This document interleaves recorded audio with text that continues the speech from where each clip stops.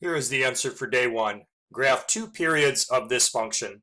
This is the tangent function, and the argument of that tangent is just the variable x.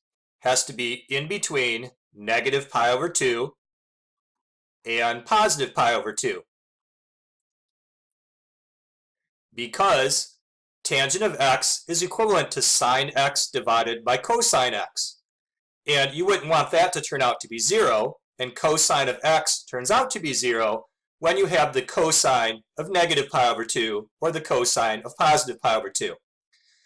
This inequality expression indicates where the asymptotes are. So crossing through negative pi over 2 is a vertical asymptote. Let's show that with a dashed line. Similarly, through positive pi over 2, there is a vertical asymptote. The spacing between these asymptotes establishes where additional vertical asymptotes would be. So we come over here, 2 marks, we could do another asymptote line. We could also go 2 marks over here and draw this vertical asymptote line.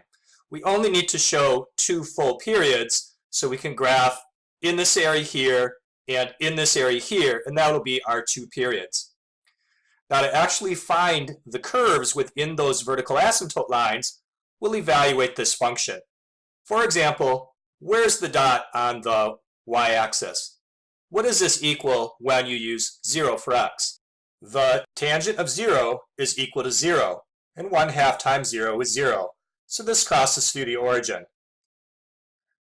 Now, let's find another dot. Where is the dot located when you're at an x value of, let's say, pi over 4? The tangent of pi over 4 is equal to 1, and 1/2 times 1 is 1/2. So the dot would be located right here at a height of 1/2.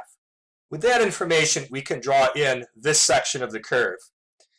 At this mark right here, which is negative pi over 4, there would be a dot at negative 1/2. We know that these dashed lines are asymptotes, so the curve is close to the asymptote up here, and then as it comes down here, it's going to swing through these dots, and then down and along this asymptote line. There's 1 period of the graph.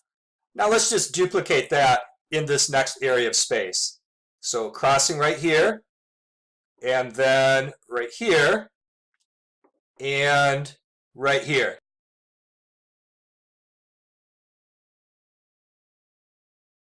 Here are 2 periods of this function. We can confirm this on our graphing calculator. I'm in radians mode. I've typed in 1/2 tangent x and pressed graph.